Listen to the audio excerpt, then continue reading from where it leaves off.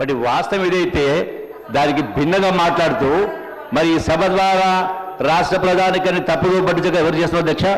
రెండవ అధ్యక్ష, ఈ సందర్భం చెప్తున్నా అధ్యక్ష, గౌరవ హరీష్ రావు మాట్లాడిన చాలా అంశాలు లెక్కలు మాట్లాడిన వారు మాట్లాడిన ప్రతి అంశం కూడా ఆర్థిక అంశంతో ముడిపడి ఉన్నదా లేదా? నెంబర్ 1 పాయింట్ దాని క్లారిటీ ఇవ్వాలా. వారు ప్రస్తావించిన సంక్షేమ కార్యక్రమాలైన అభివృద్ధి కార్యక్రమం ప్రతి అంశం కూడా ఆర్థిక అంశంతో ముడిపడి ఉంది కాదని చెప్పానండి. రెండవ అధ్యక్ష, ఇప్పుడు ప్రజలు అమాయకులు కాదు. మనం ఏదో మంత్రాలు చదివితే మంత్రాలకు చింతకాలు రాలవు.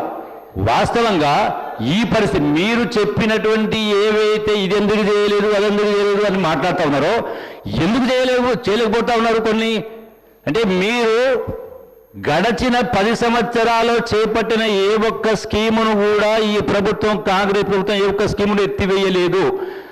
అంటే రాష్ట్రంలో మీరు గతంలో ఏం మాట్లాడిండ్రు? మేము 3 లక్షల కోట్లు అప్పు చేసినాం, 2 లక్షల కోట్లు అప్పు చేసినాం, 4 లక్షల కోట్లు అప్పు చేసినాం మాట్లాడడం జరిగింది.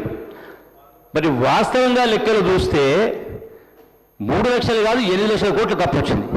అంటే గడచిన 10 సంవత్సరాల కాలంలో 22 మంది ముఖ్యమంత్రులు రాష్ట్రాన్ని 65 సంవత్సరాలు పరిపాలన చేస్తే ఇంక్లూడింగ్ ఎన్టీ రామారావు, చంద్రబాబు నాయుడు గారు పరిపాలన చేస్తే 64 సంవత్సరాలు 22 మంది ముఖ్యమంత్రి పరిపాలన చేస్తే రాష్ట్రం పైన ఉన్న అప్పు 65,000 కోట్లు.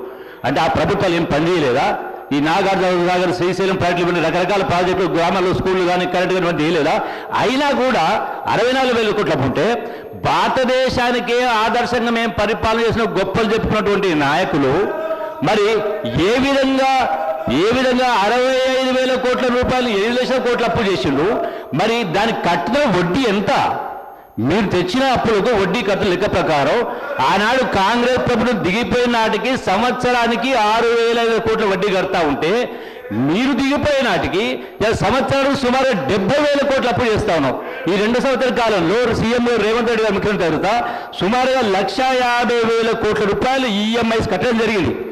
అంటే మరి ఇంత అప్పు చేసిన తర్వాత కూడా ఇంత ఆర్థిక ఇబ్బందులున్నా కూడా మీరు తెచ్చినటువంటి ఏ స్కీమ్ని ఎత్తివేయకుండా ఇవాళ 20,000 కోట్ల రుణమాఫీ కావచ్చు, 20,000 కోట్ల ఇంద్రమేలు కావచ్చు, రకరకాల కార్యక్రమం చేసిన తర్వాత కూడా మీరు ఈ విధంగా మాట్లాడుతూ ఉంటే ఇది జరగకపోవడానికి సరే.